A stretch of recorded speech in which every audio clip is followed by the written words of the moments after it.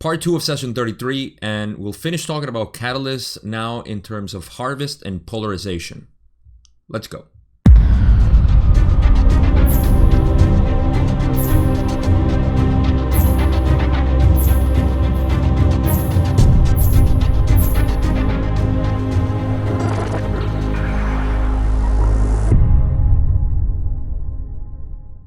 In the last video, we talked about catalysts at great extent and programming, and in this time, we're going to expand a little bit more on catalysts in terms of harvest and polarization. There's a couple of questions here and there that basically take us there, so that's the theme that I would call, is this second part. So again, we'll be having a lot more information about catalysts, and I think the important thing, and this is why, to me, this is such a crucial mechanic that exists in the universe, in our creation, in our lives, especially in our lives, because it does allow us to see how things work and we can recognize them as they happen.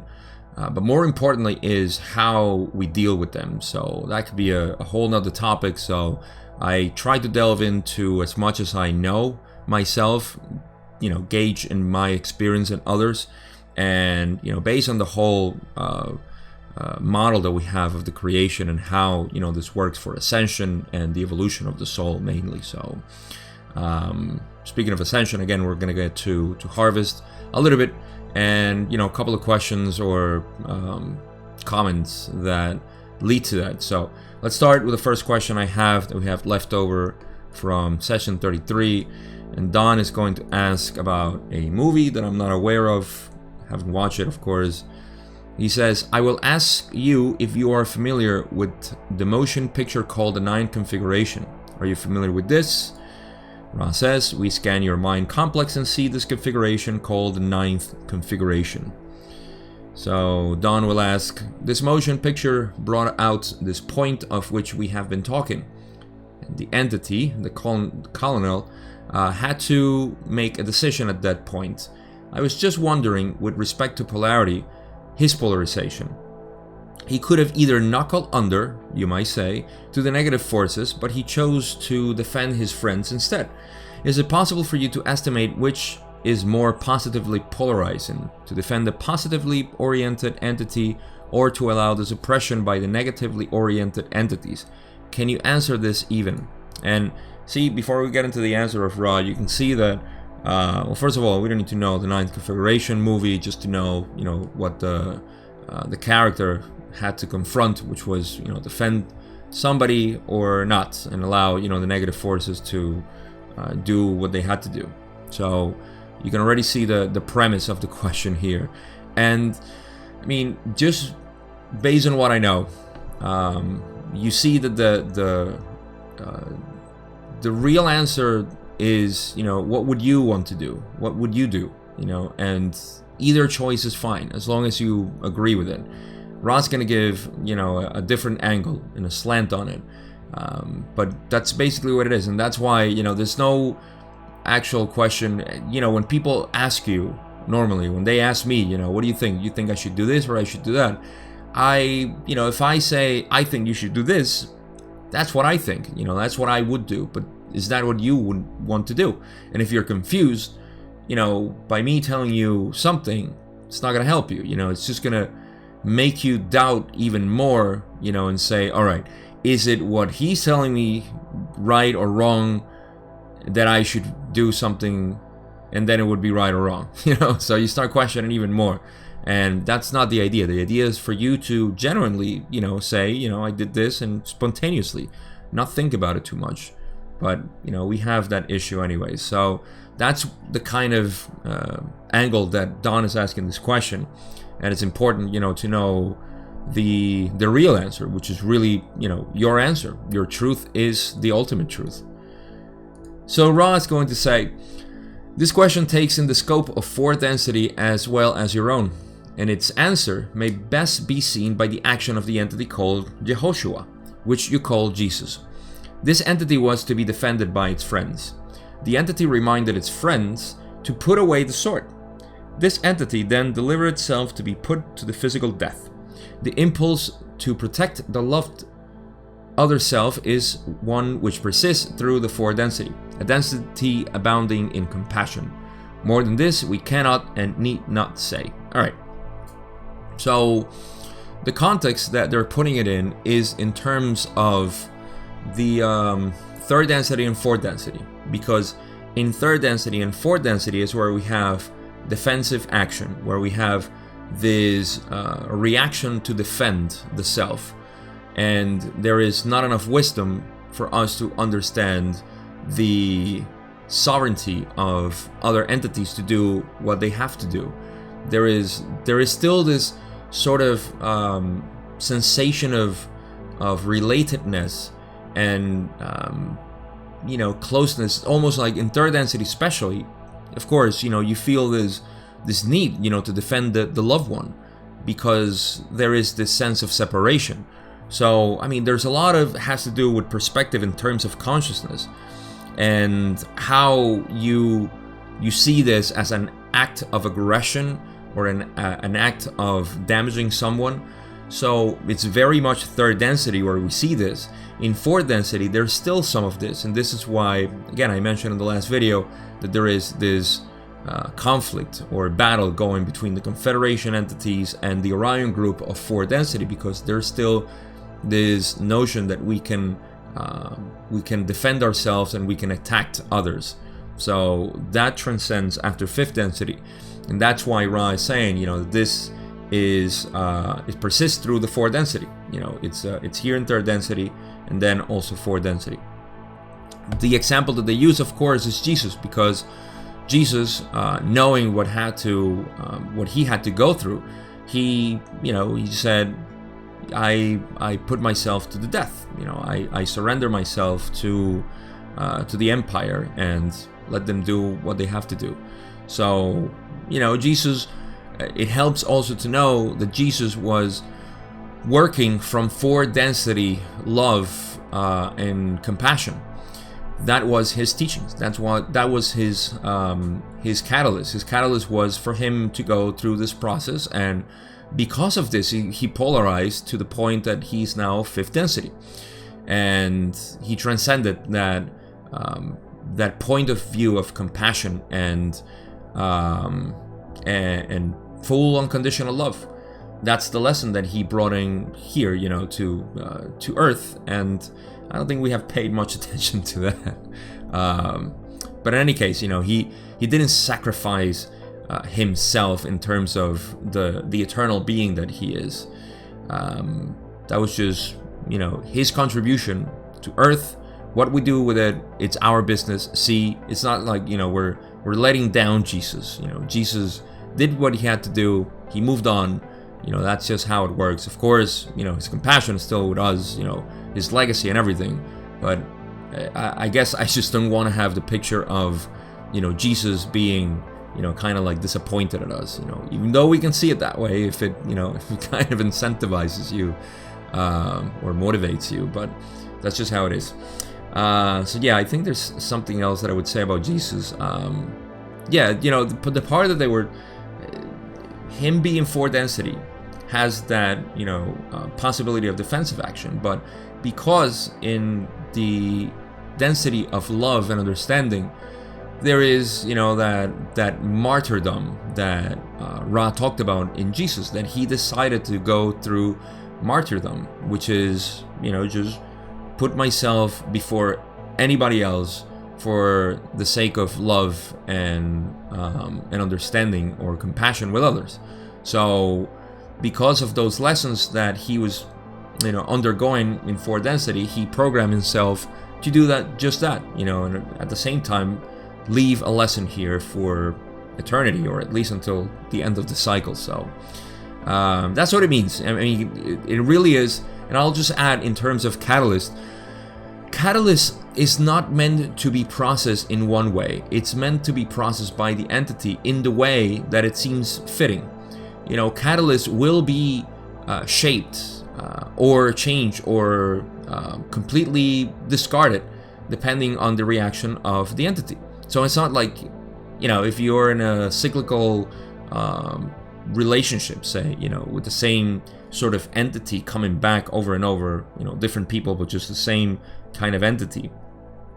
It doesn't mean that, you're failing at something. It's just that you're shaping that catalyst somehow by your own reactions and how you feel about it. And in the end, when you finally transcend that sort of catalyst that you were having, then it doesn't come anymore.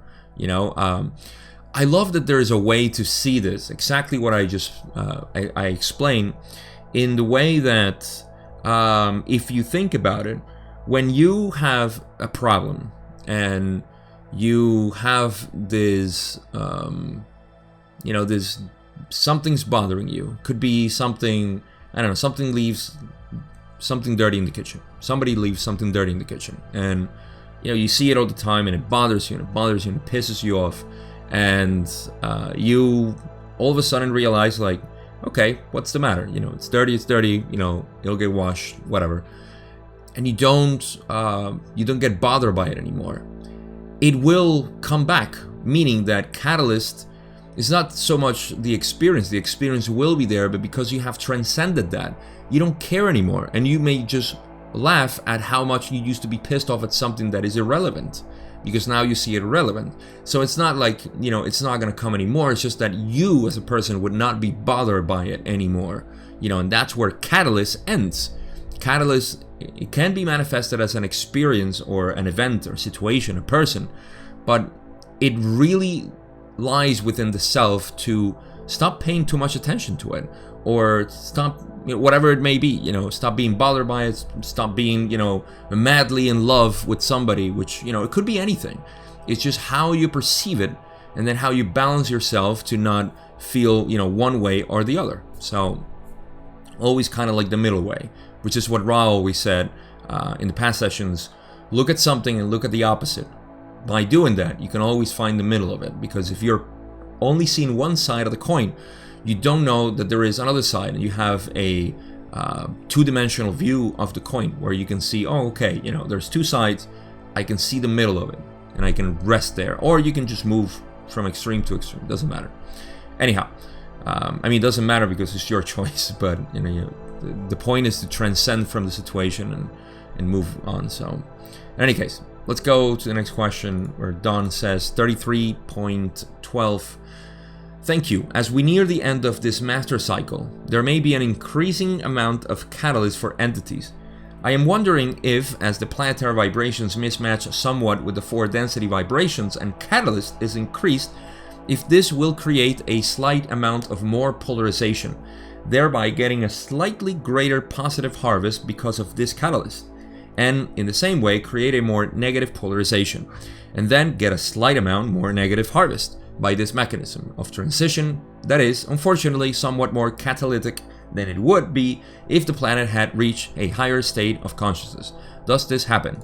So, to untangle and just kind of like refresh or abbreviate the question that Don is asking, let's put things into context. First, Don is knowing, or by knowing, he's asking that because of the difference between our own vibrations as a consciousness, a collective consciousness, and the physical vibrations of space-time right now going into 4 density, if that mismatch is causing more catalyst and will cause more catalyst for the entities to polarize either more positive or negative, that catalyst will be there, and if it will exacerbate the amount of catalyst that will happen. It's a very intelligent question, because when you see, especially at the end, like he says, if we would have a higher state of consciousness, then we probably wouldn't need that much catalyst. And that does make sense, but the answer is going to be a little bit more, I guess, more rounded in terms of how it works. And that's the answer, that we would expect from Ra at this point. But that is, that's basically what Don is asking. We have a mismatch of vibrations, very much, because Ra has said it, and they'll put it into context in the answer.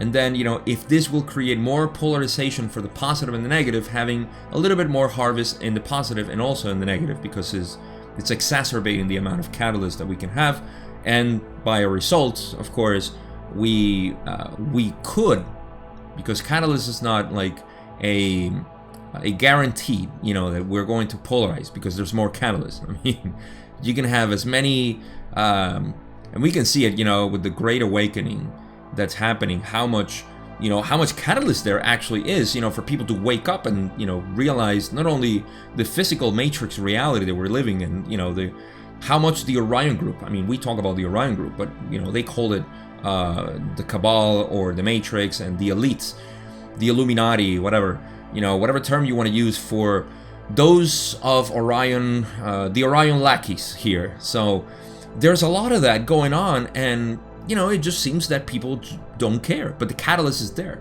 Speaking of, interdimensional beings and aliens and UFOs and so on, there has been a lot of disclosure between the last, I don't know, almost a year maybe? A year up to now, there's been a lot of disclosure, but people seem to not care. I mean, there is confirmation that there is life outside of this planet. I mean, think about the news that are exploding right now with this, what the officials have said. They said, yes, UFOs are a thing. So there is, obviously, by extrapolation, there is intelligence in other parts of the galaxy at least, or other planets, who knows? But people are just, going around their business, and again, this is not, I mean, it may sound condescending when I say this, but it's just baffling to me that the information is there. Catalyst is available, people are not using it. So again, it just shows how much catalyst can be present in our own lives and we don't see it. So this is why the seeker, it really is an internal thing where you just are more mindful about the things that are happening in your life, and you can see, how you can use whatever experience is coming to you to align yourself with higher self in this case, and see the world as a creator, one creator, creating everything. So in any case, just wanted to emphasize that point, because that's where the conversation's going to, in this question at least, and we'll have other stuff, to talk about this. And this is why I guess I'm doing this whole introduction to this part of the question. But yeah, catalyst is there always, and it'll continue to increase.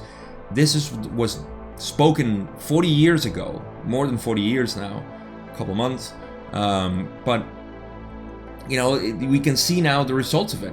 I mean, massive catalyst going on. But anyhow, you got my gist already, so let me go to what Ross says. All right, so Ross says, the question must be answered in two parts. Firstly, the planetary catastrophes, as you may call them, are a symptom of the difficult harvest rather than a consciously programmed catalyst for harvest. Thus, we do not concern ourselves with it, for it is a random in respect to consciousness catalyst such as we may make available. Okay, so the first question, or the first part of the answer, is really what happens, because Don asked about the mismatch between consciousness and our planetary consciousness and the vibrations of forward density may be causing, let's call it friction, and that increased friction may cause catalyst. But what Ra is saying is that mismatch and that friction, what's causing is the planetary changes that we call catastrophes. We've been seeing this in nature with the weather, with the extinctions, with patterns in terms of migration of the species and so on. I mean, everything in nature is disrupted, and these we can even include here, I would like to include, I don't know if it's part of it, but I think as a industrial society, we also contribute to that is part of the friction, because of our consciousness being so low. Again, population is not waking up to even the facts that we should stop using fossil fuels, and we should know that the whole fossil fuel is a scam, because we have transcended that energy requirement a long time ago, and it's just put in place for economy, because we are so blind with money that we just need to continue to produce money. It doesn't matter if we have to go destroy other planets for money for some reason. I mean, money is the carrot in front of the people's face for whatever it is. We have to go to war because of money. Yes, we have to go to war. I have to kill your family because of money. Yes, I have to, put you some whatever. There's always the excuse of money, because if somehow, God forbid, we run out of money, we can't eat. Nonsense. We have food. We have a planet that is always blooming with food. So it's just our methods of how we treat, any case. I'm going on rants here. But the point is that that's just, part of the whole planetary changes to me. Our destruction of the planet. What we call destruction. We're not going to destroy it, of course. We're not Maldek. And we're being guarded, at least, It's not going to happen. So, in any case, that's the first part of the question in terms of the mismatch of vibration between force density that is already happening in space-time and our dumb consciousness. Again, not to put down anybody, but just, it's dumb. In terms of consciousness, we're just dumb. All right, people will take it as it will. So, the second portion, as Ross says, the second portion is this. The results of the random catalyst of what you call the Earth changes are also random. Thus, we may see probability-possibility vortices going towards positive and negative. However, it will be as it will be. The true opportunities for conscious catalysts are not a function of the Earth changes, but of the result of the seniority system of incarnations, which at the time of the harvest has placed in incarnation those whose chances of using life experiences to become harvestable are best. Okay, so the second portion of this, and this is where you can see the curve or the curving of this question in terms of how we perceive catalysts. There's a couple of things that I want to share here. And the first one is that there's a couple. Let's go to the phrases that I think are important. They say that the random catalysts of what you call Earth changes are also random. The results of the random catalysts of what you call the Earth changes are also random. Thus, we may see probability-possibility forces going, in terms of that, it's, again, this is why I preface the whole thing with how you perceive it. So, it will be as it will be. So, the catalyst, yes, it's happening there. You're seeing, the Earth changes, and how you react to these Earth changes. How you react to, from the industrial society that I just described, to the weather changes that are happening, and the extinction of animals, and all this what we may see as destruction of the planet, which again, perceivably for the human, animals die. I don't eat animal products, but I'm not in the whole we're killing animals, poor animals. I mean, internally, of course, I feel that's why I don't eat animal products, but in the end, it's not like animals die. That's natural. I think it's unnatural what we're doing to animals in factories and so on. That's why I don't eat animal products. But that's another thing. People oversensitive, and I think this is a very deterministic thing about the heart. People who are very open-hearted, they have this reaction to animals, and rightly so, of course. But they may extrapolate it and go a little bit extreme in terms of their beliefs. It becomes almost like a religion, in terms of veganism and so on. That you can't hurt any animal, you can't do anything to animals. I mean, animals will die. It's just how it is. And you will hurt animals. I mean, you walk on grass and you smash some insects while you're walking. Are you going to feel bad about that? That's just nature is that way. So how we react to it, again, I'm not saying you shouldn't care or you should care. I'm just saying that how we react to it, whether it be in an extreme, a balance, or the other extreme, and not giving a damn about animals, like that's just your reaction to the catalyst. So that's why they say the possibility probability vortices going towards positive and negative. It will be as it will be. It's there. How you do it depends entirely on yourself. So catalyst is not something that it's presented and it's going to create an outcome. Depends on the person doing the catalyzation, or to which the catalyst is accelerating their progress. So, all right. The true opportunities for conscious catalysts are not a function of the Earth changes, but of the result of the seniority system of incarnations. And here we're talking about if you remember from, forgot if it was session 17 or 18, around there, we talked about seniority of incarnation. When they talked about this, they said that there is a preference, like they said, those chances of using life experience to become more harvestable are the best. So those who, in essence, are in time space, waiting to be incarnated here and have a higher chance, they require less catalyst. And this is why the newer generation are said to have less catalyst than my generation, at least, or our parents' generations, because they don't need that much catalyst. They actually respond to catalyst in a more advanced way, and I can see that with my son. He's 13 years old, and you can see that his response seems to be so wise in relation to how I was when I was 13. Very wise, and it's as much as I want to give credit to myself, I know it's not because of me. Like, I know where I can take credit of his understandings, but other things, since he was a child, and it's not only because he's my child, but other children of his age, because I've had the opportunity to deal and talk to them, they just seem really wise. But the reality is that they have a seniority of incarnation, meaning that they have advanced to the point where they are harvestable. So they're given priority here because of harvest.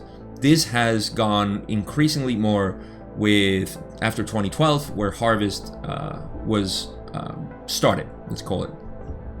So again, the function of the earth changes will have more opportunities for conscious catalysts depending on these these new entities that are coming here.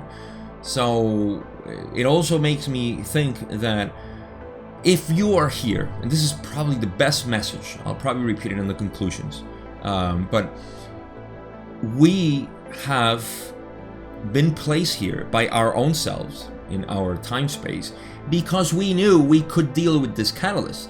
So the people who are in despair, and they are in indifference because they say, why am I here? Why did I choose to be here? This is nonsense. This is whatever. They are rejecting their own programming. Anything that's coming to them was programmed by themselves. So they are not recognizing who they are. We are here to deal with this stuff because we knew we were ready for everything that has happened in our lives. It's a beautiful way to see that your past doesn't even matter, because everything that you dealt with it already. In the present moment, all you need to know is that you are alive, that you have a shape or a form, or that you have a body, that you are part of society, and there you make your choice. That is basically the whole. In 15 seconds, I just said, the lessons of being in the eternal present. Make your choice. That's the third thing you need to realize. Make your choice. You either manipulate others, and you better do it really well, so you can polarize towards the negative with control, manipulation, and enslavement, or you can simply, know that everybody is other selves, other you, and by knowing that, instinctually you become, all loving. I mean, unless you hate yourself, then you start hating other people. That's why other people are your mirrors. But in any case, you can use this by discarding everything in the past. And this is very Buddhist, of me to say, of course. The past doesn't exist. The past is just echoes of your memories. And whatever memories you have, either they are, so good that you still have attachments to it and you wish you could have that, or they're so bad that you can't, you cringe at who you are based on what your past is. So all of that, we can just, turn the page. Okay, I read that page. I know what happened. Great memories, all of them. They were created by you, for you. So, it's a good way to reinforce all this stuff. So again, I'll probably repeat this in the conclusions because I think this is the best part. So in any case, that's what Ra is saying. This is how we deal with catalysts right now. It's the best way I can contextualize this, and I hope it makes sense. And better than that, I hope it's useful for what you're going through, especially in these days. All right.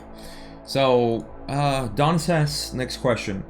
Is this seniority system also used for the service to self side for becoming harvestable on that side?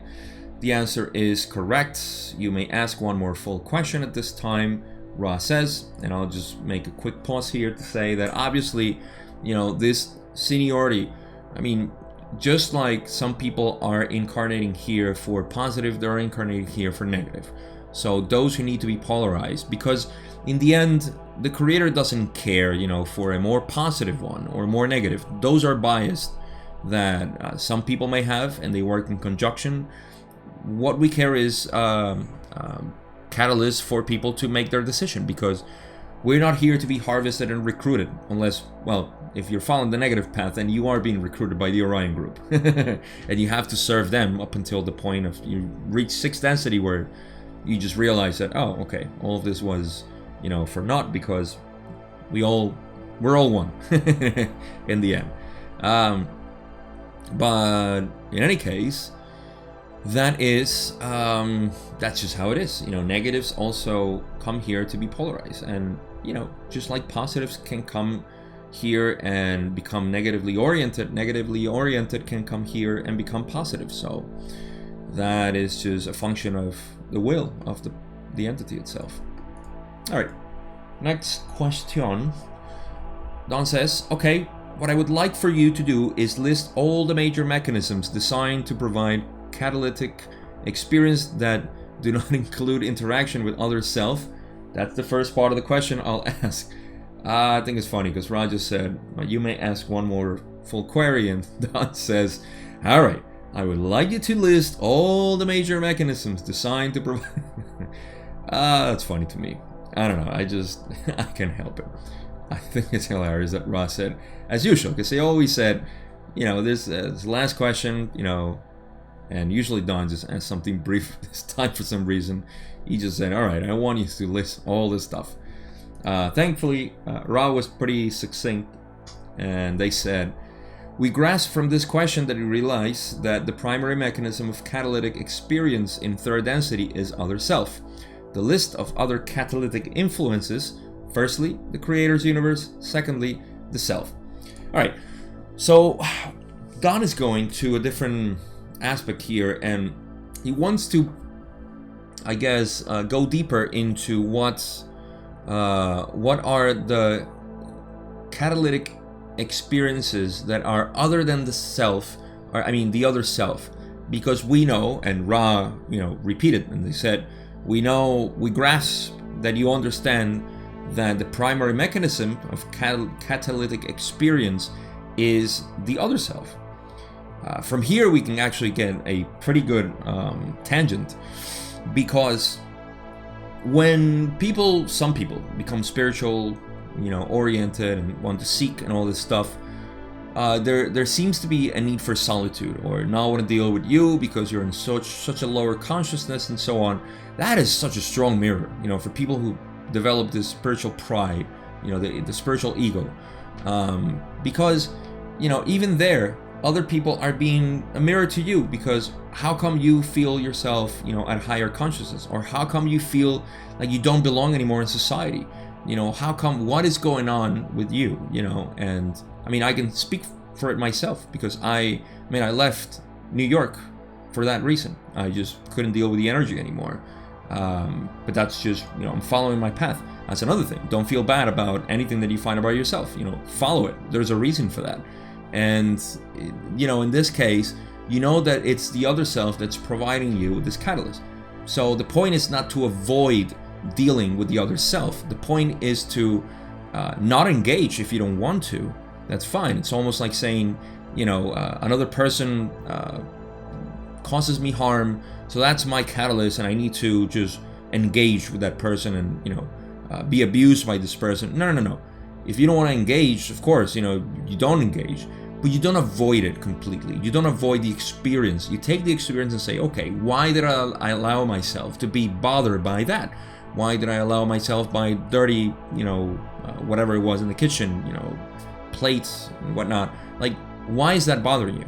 That's an introspective work that you do here, to relate to the other self and love the other self in their madness, in their problems, in their beauty, whatever. So that rise, talking about that.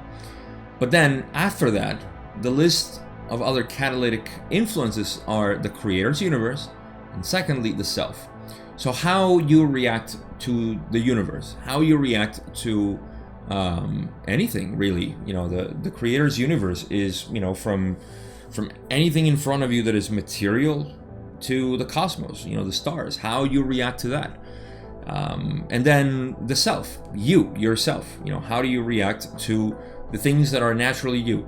I'm not saying, how you react to other people, and that's you. I'm talking about the self as the unmanifested self, the being that's wanting to be. That is catalyst too.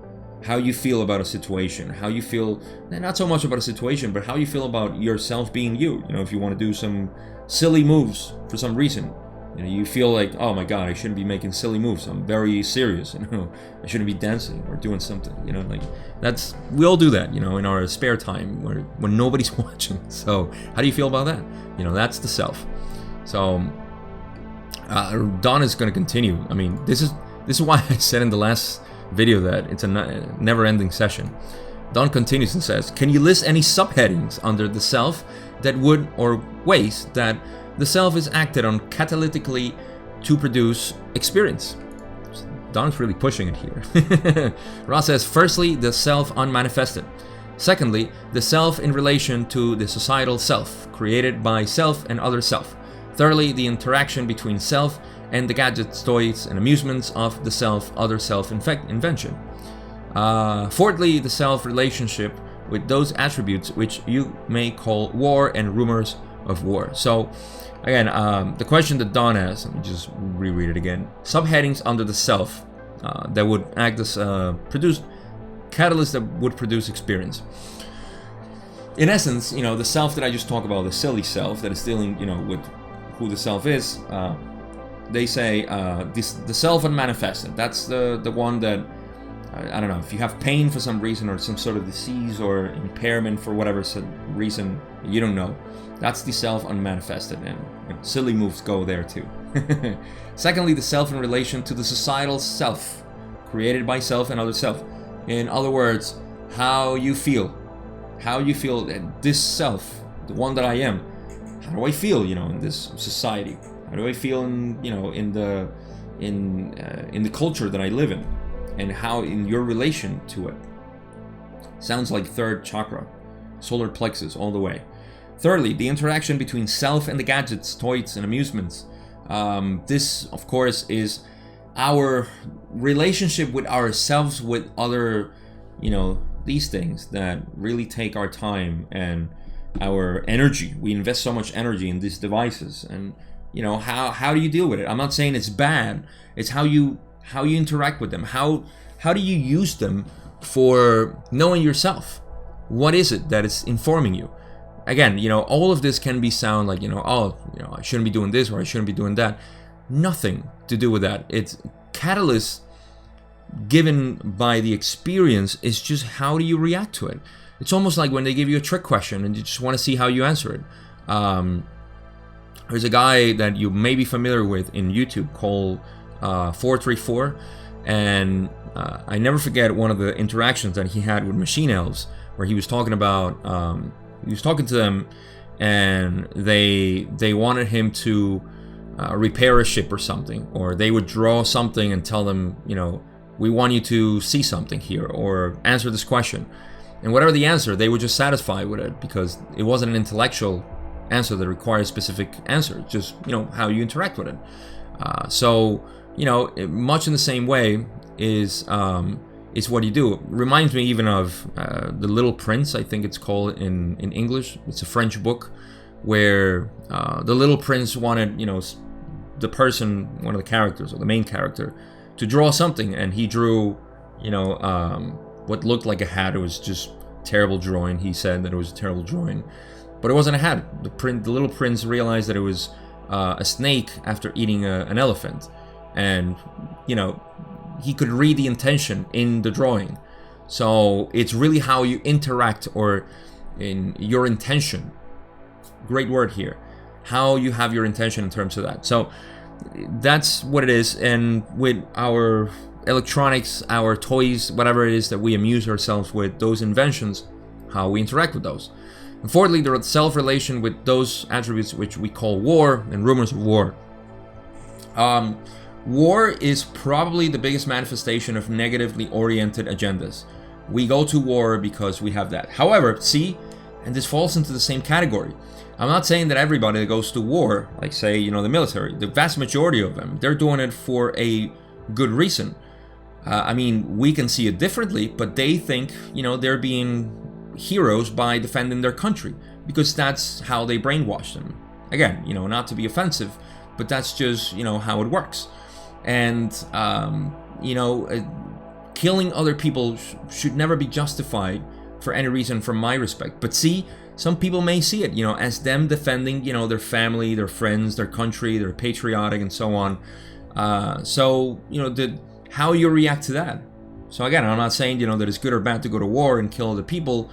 I may have my own biased opinions on it, but it's how you react. It's a catalyst, how you react to that. And I'll bring to conclusion on this question the example of Muhammad Ali. He was required to go to Vietnam, and he said, to hell with it, I'm not going. And he had to, be stripped down from his titles and his boxing career for a couple of years. And see, he used that experience and the catalyst to become even more, I don't like the word famous in this way, but, he became a sort of, what's the word? I can't even think of the word. Public announcer. He just became a public figure talking about, against the Vietnam War. He used that in a way to say, this is not the fighting that I'm talking about, that I like. I want to have an artistic type of, sport. This is not the same. Like, I'm going to kill people, innocent people. That's not me. So that is a reaction to war or rumors of war that I can fit into this, that Ra is saying. And you can see, I relate a lot with Muhammad Ali. I don't know what you think, but I believe that was a very noble way of saying no to war. I'm not going. At least I don't care what you do, but I'm staying here, and I'll go to jail if I have to. He didn't say that. He actually said that he wouldn't go to jail or go to war or to the military. He would just like, justice. So, in any case, let's go to the next question. So, 33.16. Don says, I was thinking possibly the catalyst of physical pain. How does this go under this heading? Ra says, this is correct. Oh, maybe I read the question wrong. I was thinking possibly the catalyst of physical pain. Does this go under this heading? The heading of self? Yes. Ra says this is correct. It going under it being the catalyst of pain. Going under the heading of the unmanifest self. That is the self which does not need other self in order to manifest direct. That's a pretty simple and straightforward one. Don says, do we have enough time left to ask the second part of this question, which is to list all major mechanisms designed to provide the catalysts that include action with other self? Do we have enough time for that? I don't know why Don was he was excited with these questions. So in any case, he's just asking again. I got lost laughing. Do we have enough time left to ask the second part of this question, which is to list all major mechanisms designed to provide the catalysts that include action with other self? And Ra's going to say, you have much time for this, for we may express this list in one of two ways. We could speak infinitely, or we could simply state that any interaction between self and other self has whatever potential for catalysts that there exists in the potential difference between self and other self. This moderated and undergirded by the constant fact of the creator as self and as other self. You may ask to this question further if you wish specific information. And if you think the session is ending here, you are wrong. We still have much more to go. couple of things I can take out of this. First, Don wanted to know more on the headings or subheadings and the major mechanisms that provide catalysts and include action with other self. This being the primary. We explored already the ones that are not primary. So, or the primary, say call it, this is catalyst provided by other self. So we went back to that. And Ra is saying, that, this really is, how can you create or expand on this other than saying that it's completely infinite, because your reaction with other self depends on the mismatch that you have with that other self. Why? Because if we know that another person is the creator and you are the creator, whatever difference you see between them and you, which is natural, is catalyst that is there. That's what they're saying when they say, let's see, they say two ways. We can speak infinitely because that, or we could simply state that any interaction between a self and other self, between me and you, has whatever potential for catalyst there exists. Because, listen, if I see you as a brother and I love you for that, or as a sister, that's great. We see each other pretty much almost like creator to creator, which is not necessary for this density. But, it's a good metric, for us to see, how can I see the creator in you? That is the way. But on the other extreme, I may see you as a monster, as a, I don't want to see you. You are, white, black, Asian, you're taller, you're fat, you're whatever. You're not me. You're something completely different than me. I'm so proud of my country. I'm so proud of my physique. Whatever. All those illusions of separation that I may have with you, that is my catalyst. So it's beautifully said here, and I just love the way how do they use these words? I don't know. Ra shocks me. They say this is moderated and undergirded by the constant fact of the creator as self and as other self. That's what they mean. The potential difference between self and other self. That's it. I can't say it any better than, whatever difference there is between you and another person, and you perceive it as such, that is your catalyst. That right there. Whatever you see, in another person, you may not see it with a beloved because you love him and you're like, you are mine, that's why you're mine. This is where, third density romance can get really out of control when you are so in love with somebody and you say, wow, you're so me that I love you because I love myself. So it becomes a little scary. But see, the difference is, the villain. Oh, the villain he's not me. He's completely opposite of me. Well, that villain, is great catalyst for you. The beloved, not so much. Unless, when you get, obviously, you get married or you start living with the person and you start seeing all those things that you say like, well, you're not like me, actually. You're different.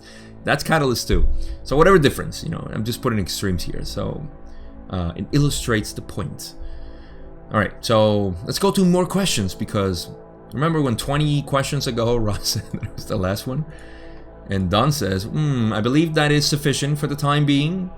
And Ross says, all right, do you have a brief query or two before we close this working? But Ross seems to like it because they say a brief query or two. Hey, listen, you want to keep asking questions? We love to answer.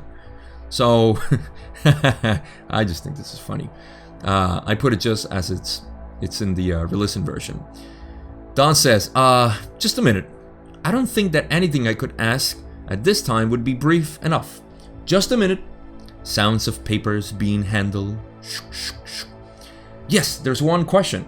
Is there any difference in violet ray activity or brightness between entities who are at the entrance level to 4 density, positive and negative? Really good question to finish this up. Ross says, this is correct. The violet ray of the positive 4 density will be tinged with the green, blue, indigo triad of energies. This tinge may be seen as a portion of a rainbow or prism. As you know it, the rays being quite distinct. The violet ray of 4th density negative has in its aura, shall we say, the tinge of red, orange, yellow. These 3 rays being muddied rather than distinct. Why this is such a cool question is because they perceive us as a combination of our energies and our colors in our aura in the violet ray. So violet ray, crown chakra, is where we sum up all our colors, all our chakras. And they perceive it, and they say, for harvest, they just see, how bright they are in terms of polarization, which is needed, for, they're not picking you like, a vegetable.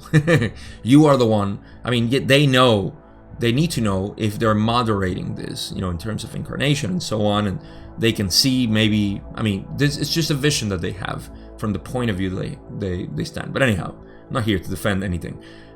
People would see it as they will. But in any case, that view allows them to see who is negative and who's positive. The positive ones, as you can see, because the energy flowing from your 3 lower chakras are being used to energize the upper ones. That's why the tinge is green, heart, blue, throat, indigo, third eye, and it's very distinct. So the positively oriented entity, or that is, for harvest, ready for harvest, exudes these colors. It's like a prism, of these colors, and they're very distinct. Whereas the other one, the negative, is close in the heart, not using, of course, the throat chakra, and using the indigo. So the mixture of it would be of the 3 lower ones, because it's being so energized by this closing of the heart and strongly polarizing towards the negative that the tinge is red, orange, and yellow. Red, orange, yellow. And these 3 rays are kind of like mixed, muddy, rather than distinct. So that's just, how they see it. I thought it was a very cool question. Not much we can take out of this other than, the beauty of the art, the interdimensional art. So, Don, I told you, this is a never-ending session. I think we have 20 more questions from Don. Don says, just as a slight appendix to that question, what would the rays of 5th and 6th density look like? Ra goes at length. We may speak only approximately. However, we hope you understand, shall we say, that there is a distinctive difference in the color structure of each density. 5th density is perhaps best described as extremely white in vibration. The 6th density of a whiteness which contains a golden quality as you would perceive it. These colors having to do with the blending into wisdom of the compassion learned in 4th density. Then, in 6th, the blending of wisdom back into a unified understanding of compassion viewed with wisdom. This golden color is not of your spectrum, but is what you would call alive. You may ask one more question, briefly. You think Don ask one more question? We'll find out.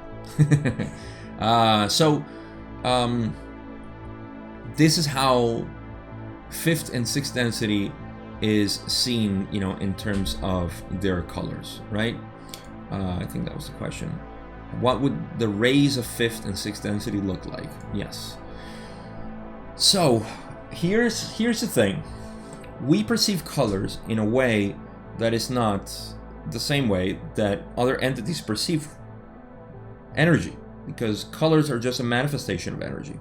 Just like your body is a manifestation of energy, sound is a manifestation of energy, electricity, heat, so on.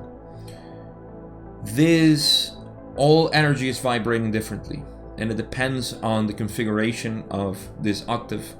Obviously, every octave has different layers or densities of consciousness, infinitely, of course.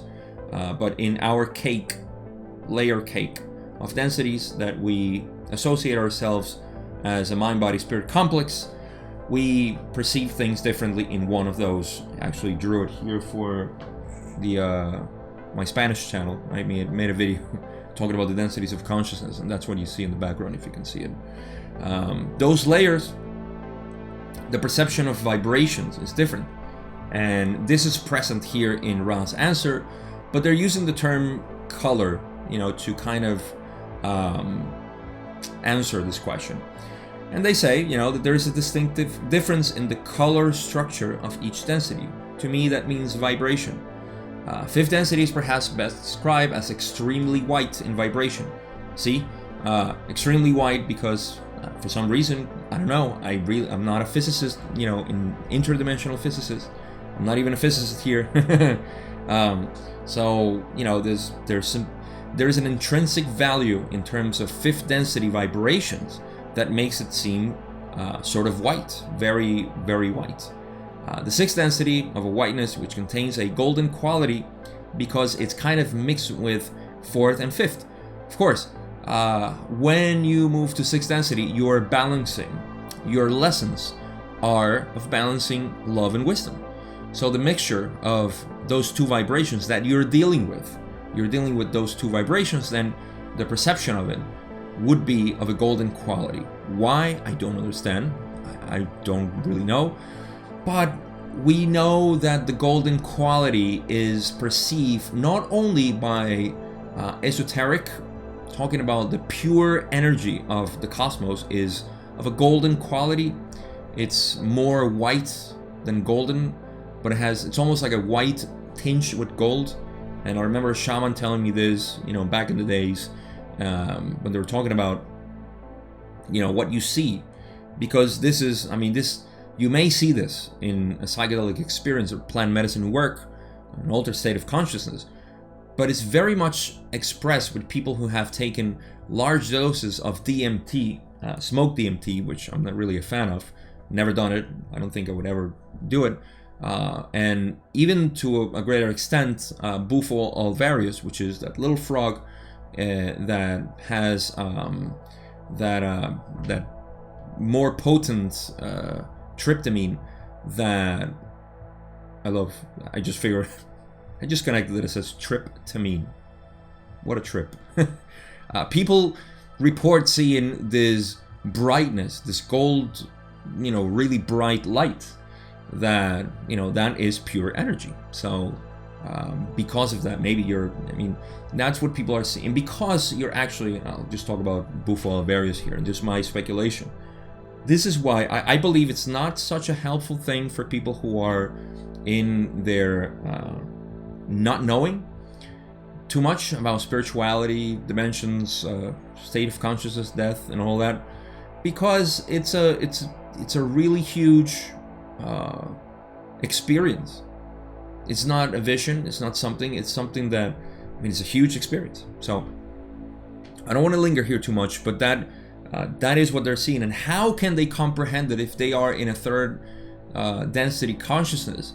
Plus, they're pretty much asleep. And I'm talking about people who are, very much in need of therapy, and they go to these sessions, and they are, I'm not saying it's bad, but it's how useful can it be if you are not aware of so many other things, and the misdirection that you may have. Now you're open to influences from both sides. Anyhow, I might make another video talking about this. It's a delicate topic in any case, because it may sound like I'm being, biased one way or another. I'm just trying to depict, as usual, as philosophers do, we tend to do, is just, challenge the notion of what people are doing, to provoke, a sort of introspection. That's all I'm trying to do. In any case, that's the golden light I think they're talking about when they talk about this. They're talking about sixth density, and that's, to me, it makes sense. It may not be. I'm just, rambling here. All right, last question. Aha. Then I will ask if there's anything we can do to make the instrument more comfortable or improve the contact. This is a question that I never include, but for two reasons I wanted to include it here. First, because it was a never-ending session, and second, because Ross says, this working is well. You are attempting to be conscientious. We thank you. We may say we enjoy your vision of our social memory complex drinking one of your liquids while speaking through this instrument. I am Ra. I leave you in the love and in the light of the one infinite creator. Go forth then, rejoicing in the power and the peace of the one infinite creator, Adonai. So, well, first of all, the last question was like 7 questions ago, but I wanted to include this because I'm not sure why they said this the first time. If you read the other sessions, they talk about the the contact and all this stuff, but they say here that they enjoy his vision, Don's vision of raw drinking something from Earth. I don't know what that meant. I kind of researched, but I couldn't find anything. If you know, or if you do a research on this, let me know in the comments, because I thought it was funny, and they thought it was funny too. They said they enjoyed it, so whatever. So yeah, that's the end of the session. Adonai, they say, and I say conclusions. We took out, I think the best, like I said, was that how we process Catalyst and how we see Catalyst. And I honestly forgot what I said back then, so rewind to that part if you want to hear it again, because I'll probably forget now. But yeah, the way we take Catalyst is really what's important, how we use this reality that is coming to us because we program it. We made this reality. We didn't make the elites out there trying to manipulate us. We didn't make the decadence in society. We didn't make the destruction of nature and so on. But we are here to react to it. And people may say, I'm going to protest, because that's fine. That's what you're here for. Good luck. Good deal. Go forth. Then rejoicing in the power of the one creator. Do it. Whatever you feel that you are here for, just do it. I think that's the best reaction that we can have. Don't think about it too much. You know, your intuition knows. But it helps to know, to come out of that victimhood complex where we feel that we're victims of society. We're victims of, oh, my higher self put me here. I've heard this a lot. This is why I'm mentioning it. I've heard a lot of people saying, I don't understand my higher self. Why am I here? In all this mess. I would not have decided. You can see the human mind getting there and saying, I would not have decided to be here at this time, in whatever. I don't understand my higher self. You don't have to. All you need to do is, this is why faith is important. If you know it, then you don't have faith, and if you have faith, you don't need to know it. So you just need to flow with whatever it is, whatever happened to you. I'm not saying don't have a reaction, be, completely neutral, or force yourself to be neutral. React to it. If you are, in agony, react to agony. If you're sad, react with sadness. Don't try to control yourself. Controlling is the worst thing we can do. But it helps to know in the background of our minds that we decided to do all this stuff. We decided to put ourselves through all this, and that's just, it will be as it will be. But Catalyst is there. Catalyst was programmed for us, by us, because we knew we could deal with it. When we program ourselves, we knew what the planet was at the time when we said, if we go right, and this is why I think, death comes earlier, because of the, for a lot of people, because of their inability to deal with the current situation. This is why, longevity has to do with how, calm you are, no stress, you're fine. And I mean, we can go on for a while here, but that is, just how it works. Unused catalyst always ends up in the physical body and is processed as illness. So why go through that? If you want to, I mean, fine, but now that you're aware of it, just be as much you as you can. That is the best way I can put this. As much you as you can.